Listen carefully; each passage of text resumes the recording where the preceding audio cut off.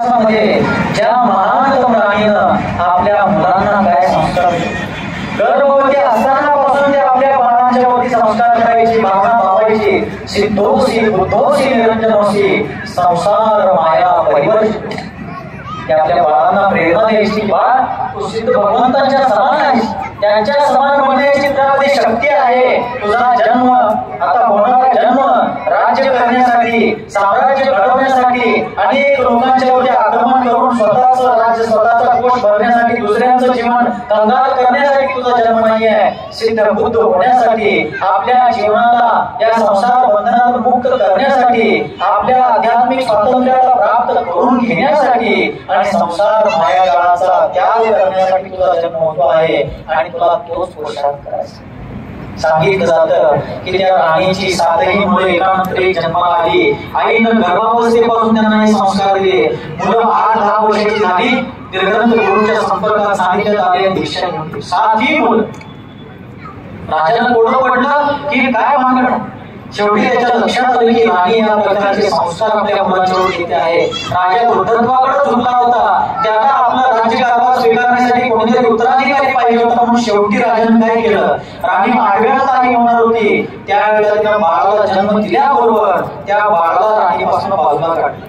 राणी थोड्याशा तंद्रीमध्ये होती, ग्लानीमध्ये होती. त्याच वेळेला बाळाला त्या 8व्या मुलाला राणीपासून दूर केलं, आईपासून दूर केलं. आणि राणी मानवती आली होती, सांगितलं की तुझं बाळ जन्मल्याबरोबरच गेलेला आहे. कारण राजाला काय करायचं होतं, त्या बाळाला आईपासून दूर ठेवायचं होतं, त्याला राजकारभार शिकवायचा होता, त्याला राजनीती शिकवायची होती, शस्त्रांनी शास्त्रामध्ये त्याला पारंगत करायचं होतं. कारण माझ्यानंतर हे राज्य सांभाळणार कोणीतरी राजा झाला पाहिजे, म्हणून त्याला हृदय कठोर करून त्या बाळाला आईपासून दूर ठेवलं.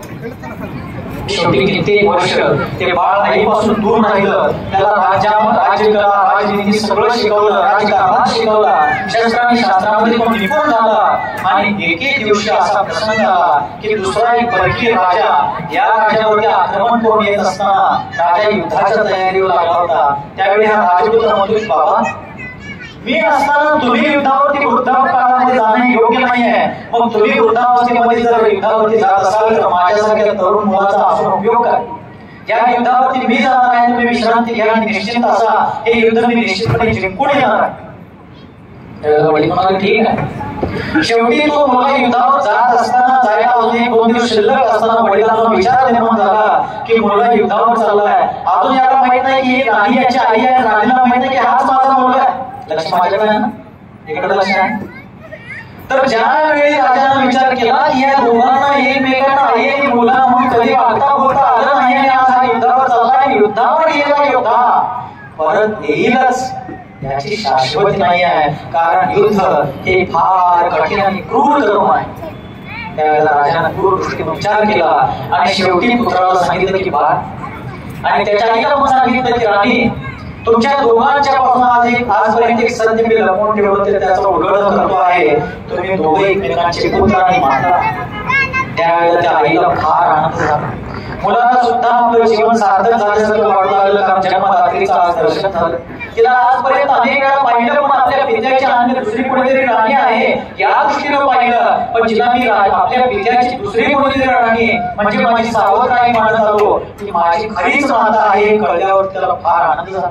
दोघे एकमेकांना भेटले, कडकडून मिठी मारली आणि पुढे गेल्यावरती त्या राणीनं मुलाला आशीर्वाद दिला, बाळ युद्धावरती चालला आहेस, आपला राज्य, आपला देश, धर्म आणि स्वाभिमान यांच्या इज्जतीला कुठेही धक्का लागणार नाही. शत्रूद्वारे सगळे कधी परतंत्र होणार नाहीत याची काळजी घे. आपलं शौर्य गाजव, पण एक लक्षात ठेव, एक मी तुला चिठ्ठी देते आहे. युद्धाच्या ऐन प्रसंगी ज्यावेळेला तुला गरज पडेल, योग्य वेळ वाटेल त्यावेळी चिठ्ठी वाच. मला ठीक आहे. चिठ्ठी घेतला, आई वडिलांचा आशीर्वाद घेतला, युद्धावरती निघून गेला. घनघोर रणसंग्राम झाला. मुलगा पराक्रमी होता. योद्धा असला तरी सुद्धा त्याच्या मनगटामध्ये बळ होतं, छातीमध्ये साहस होतं आणि पराक्रमाचा अजाट साहस दाखवून त्यानं रणभूमीमध्ये, समरभूमीमध्ये शत्रू सेनेला पराजित केलं. त्याचा विजय निकट आला होता. पण त्या विजयाला खेचून आणण्यासाठी त्या युद्धामध्ये हजारो योद्ध्यांची मोठी त्या रणांगणावरती ओळख पडली. शेकडो प्राणी आपल्या कलेवर युद्धभूमीला अर्पण करून मोकळे झाले होते. रक्तांचे पाठ वाहत होते. मातीचा चिखल झालेला असताना त्या मुलाला वाटलं आईनं काहीतरी चिठ्ठी दिली आहे, आत्ताच योग्य वेळ आली आहे ती चिठ्ठी वाचण्याची. मुलानं ती चिठ्ठी काढली आणि वाचू लागला तर त्या दोनच ओळी होत्या. ज्या जमिनीच्या तुकड्याला प्राप्त करण्यासाठी एवढ्या लोकांचा जीव घेतला गेला, अनेक स्त्रिया विधवा झाल्या, अनेक म्हातारे लोक आपल्या म्हातारपणाचा आधारपण हरवून बसले, लहान अबोध शिशु आपल्या पित्याचं छत्र हरवून बसले, अनेक मूक पशु हत्ती घोडे प्राणास मुकले. अशा सगळ्यांचा बळी घेऊन त्या सिंहासनावरती बसणं हे कोणतं शिव? या जीवनाची कसली सार्थकता आहे? यासाठी तुझा जन्म नाहीये. तुझा जन्म तर आत्मकल्याणाबरोबर विश्व कल्याणासाठी झालेला आहे. एवढ्याच पंक्ती त्या मातेने दिल्या होत्या. मुलाने त्या वाचल्या. हत्तीवरून थेट उठला, ते नीट वर जंगलामध्ये जाऊन दिगंबर गुरुच्या चरणी नतमस्तक होतो आणि जैनेश्वरी भगवती दीक्षा घेऊन बोहळा होतो. मतितार्थ हा की एक माता आपलीच खरी माता की जी आपल्या अपत्याला स्वार्थ शिकवण्याऐवजी परमार्थ शिकवते, तीच खरी माता. म्हणून आपल्या मुलांना चांगले संस्कार दिले. पण ते चांगले संस्कार देण्यासाठी घरातलं वातावरण सुद्धा त्या प्रकारे असणं आवश्यक आहे. कारण लहान मुलांच्या वरती वातावरणाचा फार मोठा प्रभाव पडत असतो. आमच्या आचार्य महाराज एक उदाहरण द्यायचे. गुरुदेव संभाजी सागरजी महाराज एक प्रसंग सांगायचे की एखादा कुशल शेतकरी आहे आणि त्या शेतकऱ्यानं त्या कृषीवरानं आपल्या शेतामध्ये एका बांधावरती एक छोटंसं रोपटं लावलेलं. कोणतंही रोपटं आहे, आंब्याचं, चिकूचं, पेरूचं एक छोटंसं रोपटं लावलेलं आहे. ते रोपटं लावल्यानंतर तो कृषीवराचा शेतकरी रोज त्या रोपट्याला पाणी घालत असतो. अधून मधून त्याचं खत, त्याच्या आसपास दुसरे काटेरी वनस्पती येऊ नये, दुसऱ्या कुठल्या पशु पक्ष्यांनी त्या झाडाला इजा पोहोचवू नये म्हणून त्याला कुंपण घालणे वगैरे सगळ्या गोष्टी करतो. पण हे सगळं करत असताना त्याचं बारीक लक्ष असतं की ते जे लावलेलं रोप आहे ते झाड बनण्याची यात्रा करत आहे, आपल्या विकासाची ऊर्ध्वगामी यात्रेसाठी ते वाटचाल करत आहे. पण ते करत असताना ते रोपटं कुठल्या तरी बाजूला झुकत आहे का? आपल्या शेतामध्ये किंवा शेजारच्या शेतकऱ्याच्या शेताच्या दिशेनं वाकड्या दिशेनं ते वर चाललेलं आहे का? त्याची पावलं वाकडी पडत आहेत का? ते वाकडी वाट करत आहे का? याच्याकडे त्याचं बारीक लक्ष असतं. आणि मग जेव्हा त्याच्या दृष्टीगोचर होतं की हे रोपटं वाकडं वर चाललेलं आहे, त्यावेळेला तो शेतकरी काय करतो? टाकलं काय करतो? मौन आहे. तो शेतकरी त्याच रोपट्याच्या बुडक्यात शेतातलीच एक शेवरीची काठी घेऊन त्याच्या बुडक्याजवळ रोवतोय आणि त्याला सुतळीची गाठ मारून ते सरळ नीट वर जाईल याच्यासाठी प्रयत्न करतो. त्याच्या त्याच सूक्ष्म निरीक्षणानं प्रयत्नानं ते झाड नीट उत्तुंग वर जातंय. आचार्य महाराज म्हणायचे एक छोट्याशा रोपट्याला सरळ नीट वर नेण्यासाठी शेतकऱ्याला जर एवढे प्रयत्न करावे लागत असतील तर एखाद्या मुलाला यशाच्या शिखरापर्यंत वर जाण्यासाठी माता पित्यांनी किती जागरूक असणं आवश्यक आहे याचा विचार, याचा तर्क, याचा आकलन आपण सर्वांनी करायचं.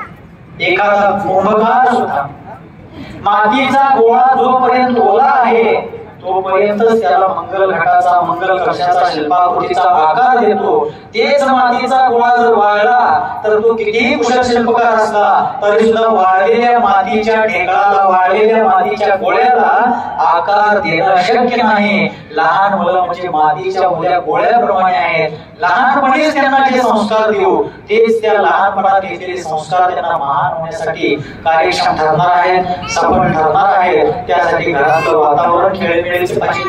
परिस्थिती साधारण असू द्या, गरिबीची असू द्या, बेताची असू द्या, परिस्थिती कशी असली तरी सुद्धा मनस्थिती जर चांगली असेल तर आपण आपल्या परिवाराला, आपल्या घरादाराला, आपल्या लहान मुलांना चांगलं घडवू शकतो. म्हणून आपण आपल्या घरातलं वातावरण चांगलं देणं आवश्यक. एक मुलगा जो फार शिस्तप्रिय होता, वेळेवरती अभ्यास, वेळेवरती खेळणे, वेळेवरती जेवणे, गुरुजनांचा आदर करणे, माता पित्याच्या आज्ञांचं पालन करणे, मित्रांच्या बरोबर त्यांचा सहकार्य करून त्यांचाही अभ्यास चांगला होईल अशा प्रकारचं वर्तन ठेवणे वगैरे वगैरे फार चांगलं चांगलं आचरण होतं शाळेत आणि शेजारी पाजारी घरात पै पाहुण्या सगळीकडे त्याचं कौतुक व्हायचं. शाळेत वेळेवरती उपस्थित राहायचं. पण एक दिवशी 7वीला असताना पहिल्यांदा त्याच्या जीवनामध्ये तो 10 मिनिटं उशिरा पोहोचला. शाळेचा पहिला तास चालू होता, पहिला पिरियड चालू होता, हाजरी झाली होती आणि आज पहिल्यांदा तो गैरहजर राहिल्याचं आढळल्यावरती वर्ग शिक्षक आश्चर्यचकित झाले होते आणि आज हा कसा काय आला नाही हे वाटून त्यांना आश्चर्य झालं. आणि 10 मिनिटांना हा मुलगा चेहऱ्यावरती गंभीर भाव घेऊन थोडेसा खेळ भाव घेऊन त्या ठिकाणी आला आणि दारातून त्यानं गुरुजींना आज्ञा घेतली, आज्ञा मागितली, गुरुजी मी आली. त्यावेळेला गुरुजी म्हणाले चेहरा अगदी उदास झाला. गुरुजीने त्याला टेबल जवळ बोलवलं आणि विचारलं, बा आजपर्यंत तू 7वीला आलास, आजपर्यंत तुला उशीर झालेला मी कधी बघितलं नाही, पण आज तू उशीर का आहे? त्यावेळेला तो म्हणाला, सर गुरुजी उशीर झाला असू नाही, काहीतरी कारण असेल सांग की. त्यावेळेला तो म्हणाला, गुरुजी काय सांग. ज्या वेळेला मी शाळेला येण्यासाठी निघालो त्यावेळेला घरी आई आणि बाबांचं भांडण चालू होतं. ऐकायला लागले का? जेव्हा मी शाळेला यायला निघालो त्यावेळेला घरी आई बाबांचं भांडण चालू होतं. गुरुजी म्हणाले, आई बाबा भांडत होते, तुझा काय संबंध होता त्याच्यात? त्यावेळेला तो म्हणतो, गुरुजी माझा त्या भांडण्यात काय संबंध नव्हता, काही रोल नव्हता, पण त्यांनी भांडत असताना मला उशीर का झाला म्हणजे त्याचं कारण हे आहे की मी शाळेत घालून येणार एक बूट मम्मीच्या हातात होता, दुसरं बूट पप्पाच्या हातात होतं, ते बूट मिळून तर मला उशीर झाला. अशाला मुलं चांगली घडतील नाही घडणार. त्या मुलांच्या समोर आम्ही आदर्श घालून दिला पाहिजे एकमेकांच्या प्रती सहकार्याचा, एकमेकांच्या प्रती सौहार्दाचा, एकमेकांच्या प्रती आपुलकीचा, जिव्हाळ्याचा, एकमेकांच्या आदराचा. म्हणून मोठ्यांनी लहानांचा सन्मान केला पाहिजे आणि लहानांनी मोठ्यांचा आदर केला पाहिजे. मोठी लोक नेहमी लहानांनी आमचा सन्मान केला पाहिजे, लहानांनी आमचा आदर केला पाहिजे, लहानांनी आमच्या आज्ञा पाळल्या पाहिजेत या गोष्टीची अपेक्षा करतात. पण आपल्याकडूनही लहान लोक आपल्या कामाचं कौतुक इच्छितात, आपला सन्मान इच्छितात, कारण प्रत्येकाला आपला आत्मसन्मान प्राणा इतकाच प्रिय असतो. या गोष्टी आपण कधीही विसरायला नको. संस्कृत नीतिकारांनी सुंदर नीती सांगितली, आत्मना प्रतिकूलाने परेशान न समाचारित.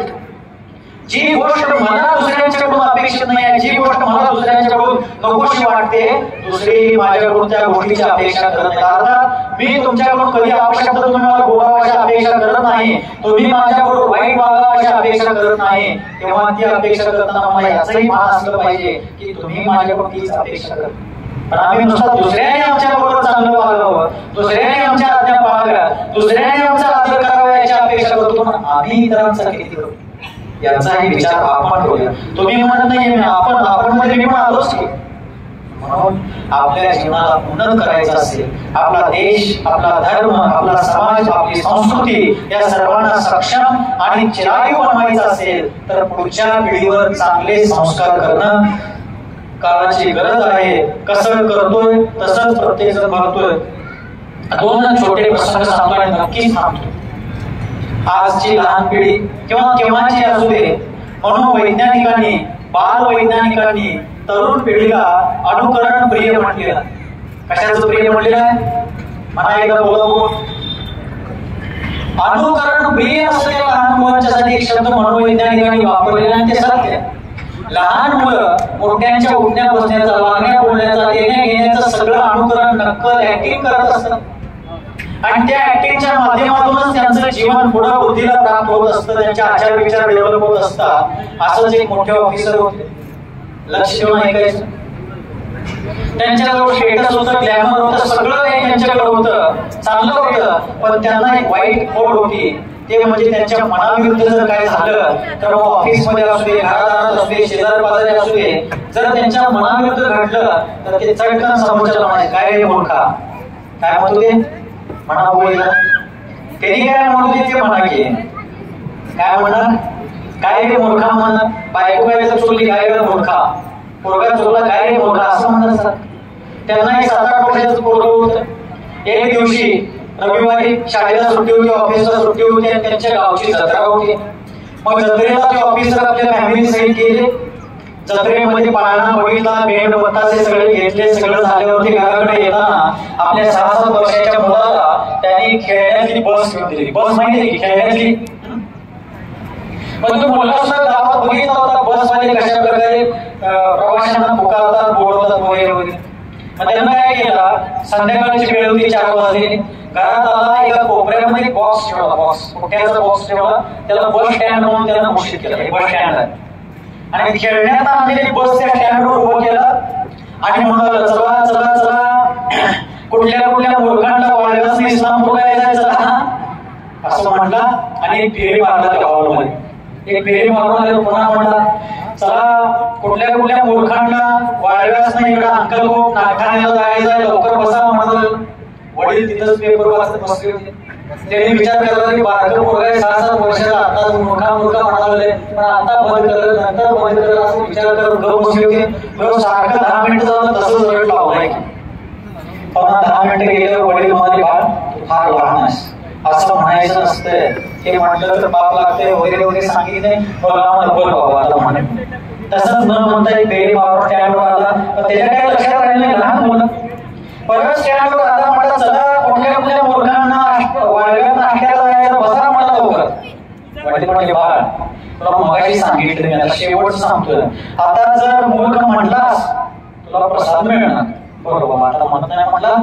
एक फेरी मारून आला, पुन्हा म्हणाला, चला कुठल्या मूर्खाने वाळव्यासनं नांदेडला जायचं, लवकर बसा म्हणाला. वडिलांना राग, पेपर टाकले आणि पोराला बेदम ठोकून काढलं. पडवून काढल्याबरोबर ते पोरगं मार खाल्ल्यामुळे चिटलाने बस टाकलं, फेकून गेलं. रडत बसवर पडलं आणि 10 मिनिटं रडत पडल्यावर थोड्या वेळानं 10 मिनिटांना उठलं, डोळे पुसून घेतलं. मुलं शेवटी मुलंच. एक गाणं ऐकलं असेल की आपण, बच्चे मन के सच्चे, ऐकलंय का? मुलं वास्तविक काय असतात त्याचं खऱ्या अर्थानं त्यामध्ये वर्णन केलंय. आणि त्या गाण्यात सांगितलेल्या मुलांच्या प्रमाणे मोठी माणसं तुम्ही आम्ही जर तसं झालो तर स्वर्गात जायची गरज नाही, धरतीच स्वर्ग होऊन जाईल, असं ते गाणं त्या मुलांचं स्वरूप. एकदा ऐकलं असेल तर जरूर ऐका. आणि मग त्या मुलांना 10 मिनिटांना उठला, डोळे पुसून घेतला, पडलेली बस परत सरळ करून स्टँडवरती आणला. स्टँड म्हणजे त्या बॉक्स जवळ सरळ करून आणला आणि म्हणला, चला कोणत्या मूर्खाने वाळव्यासनं मुलीला जायचं, लवकर बसा, कारण आत्ताच एका मूर्खामुळे बस 10 मिनिटं लेट झाली आहे, लवकर बसा. आता कोण मूर्ख झालो? तो बाप मूर्ख ठरला, पोरांना मूर्ख केला का? नाही, त्या बापाचं ऐकून त्या पोराचे विचार तसे झाले, म्हणून मुलांना अनुकरण प्रिय म्हटलं. बाप सारखं प्रत्येकाला उठून काय जर चूक केला तर मूर्खा म्हणायचा, मुलांना त्याचं फक्त अनुकरण केलेलं आहे. म्हणून पुढची पिढी, बालपिढी, बालचमूंना मनोवैज्ञानिकांनी काय म्हटलेलं आहे? अनुकरण प्रिय म्हटलं. त्या मुलांना आपण आपल्या उठण्या बसण्यातून, आपण आपल्या थोरा मोठ्यांचा आदर कसा करतो, आपल्यापेक्षा लहानांचा सन्मान कसा करतो, दीनदुखितांची गरजूंची मदत कशी करतो, आपल्या कृतीतून सुद्धा आपण त्या मुलांना शिकवू शकतो. आणि मुख्यत्वे भूमिका आईची असते, वडिलांची पण आहेच, पण आईचीही आहे. एका इंग्रजी विचारकांनी एका ठिकाणी म्हटलेलं आहे, one good mother is better than 100 teachers. एक चांगली आई 100 शिक्षकांपेक्षा श्रेष्ठ असते, कारण शिक्षक फक्त शाळेत आल्यावरच विद्यार्थ्याला शिक्षण देऊ शकतात, संस्कार देऊ शकतात. याचा अर्थ शिक्षकांना कमी लेखतो असं नाहीये, उलट शिक्षक तर राष्ट्राचा शिल्पकार असतात. पण एवढ्यासाठी त्यांनी म्हटलेलं आहे आई शिक्षकांच्या पेक्षा श्रेष्ठ, कारण शिक्षकांच्या सानिध्यात मुलं कमी वेळ असतात, आईच्या सानिध्यात तर ती गर्भावस्थेपासून असतात. म्हणून मातेवरून पित्याचंही कर्तव्य मोठं आहे. नाहीतर आपण आपल्या लहान मोठ्याशी कसं वागणार आहोत त्याचेच रिएक्शन आपल्याला येणार आहे. छोटस एक प्रसंग सांगून थांबतो, कारण मी 2 उदाहरण सांगून थांबणार होतो. अशी गीतेच्या वरती शपथ घेतली. असंच एक युवक होता, ज्याचं लग्न झालं होतं, एक मुलगाही त्याला झाला होता, 4थीला शिकत होता.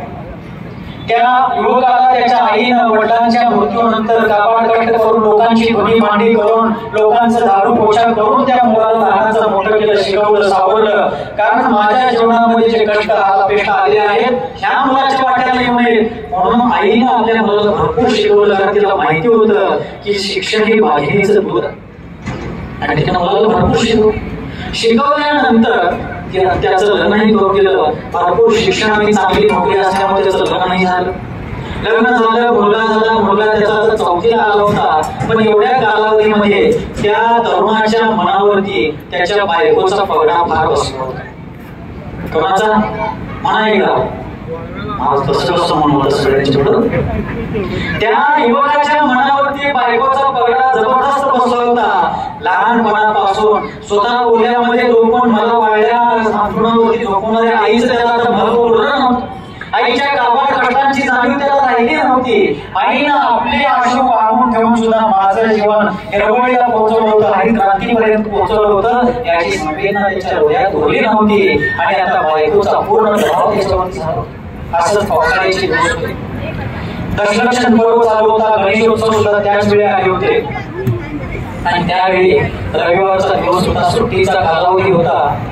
सायंकालीन सत्रामध्ये तो मुलगा आपल्या आईला म्हणतो, आई आज मी माझी बायको आणि मुलगा जेवायला हॉटेलला चाललो.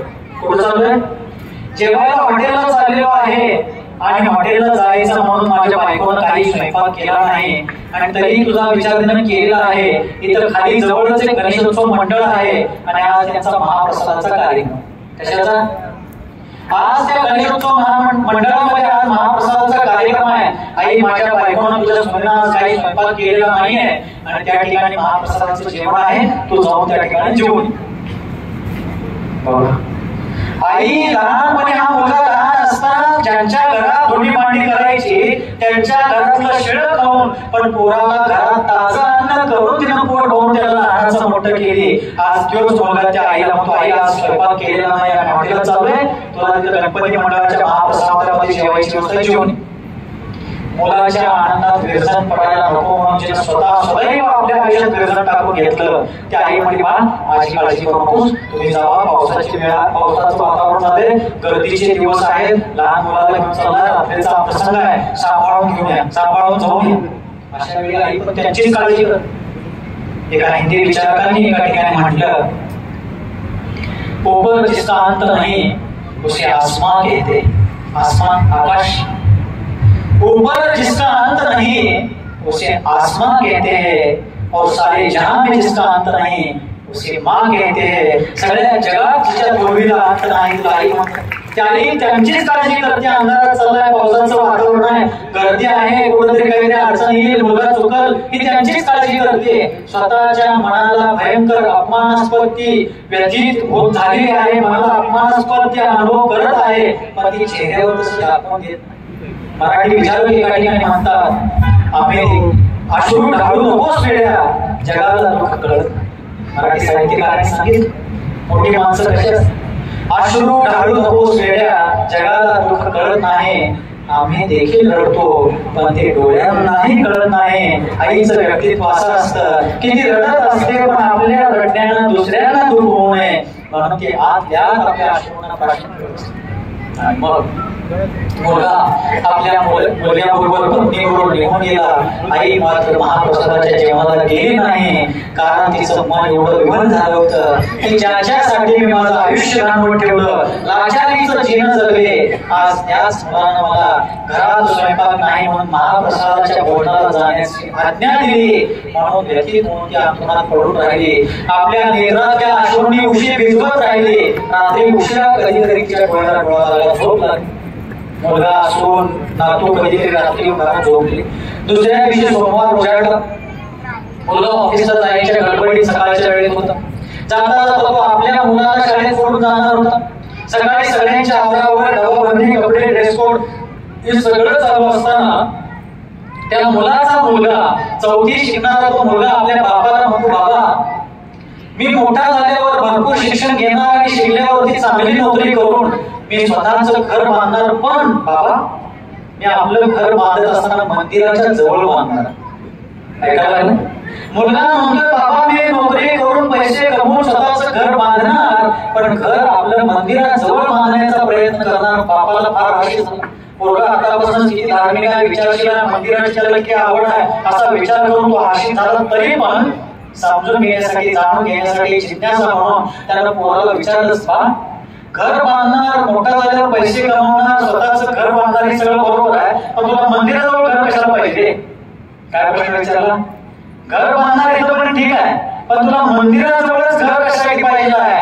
त्यावेळेला मुलगा म्हणतो, बाबा ज्या वेळेला मी मोठा होईन, कमवता होईन, घर बांधेन तोपर्यंत तुम्ही म्हातारी झालेली असणार आणि त्यावेळेला मी माझ्या बायका मुलांना घेऊन ज्या हॉटेलला जाईन त्यावेळेला म्हातारपणा तुम्हाला महाप्रसादासाठी लांब जायला लागू नये. घराजवळच तुमच्या महाप्रसादाची जवळच्या जवळ कुठं व्यवस्था व्हावी म्हणून मी मंदिराजवळ घर बांधतो. जैसे करणी म्हणा तोंडा नाही का, जसे करावे जे आम्ही दुसऱ्यांना देणार आहे तेच वाटते. आज पोरगी देतो पण पोराचे आई वडील जवळ नको असं म्हणणाऱ्या मुलीच्या आई बापाला एवढी तरी जाणीव पाहिजे की समोरच्या पोराला पोरगी देत असताना त्याच्या आई बापाला त्याच्यापासून बाजूला करत आहात तर तुम्हाला पण एक पोरगा आहे काय म्हणताय. आणि तुम्ही दुसऱ्याच्या पोराचा आधार त्यांच्या आई वडिलांपासून हिरावून घेत असाल तर आताच तुम्ही म्हणाला जसे करावे आणि का म्हणा तसंच रिएक्शन होणार आहे. तर आपण माणूस म्हणून जाऊया, चांगल्या प्रकारे जाऊया, आपल्या समाजात दुसऱ्यांचं सुख दुःख समजून घेऊया आणि आपल्या मुलांना संवेदनशील मोठा माणूस बनवण्यापेक्षा चांगला माणूस बनवूया आणि आजच्या जन्म कल्याणकर आणि पंच कल्याणकर साधन करूया. अहिंसा परमो धर्म की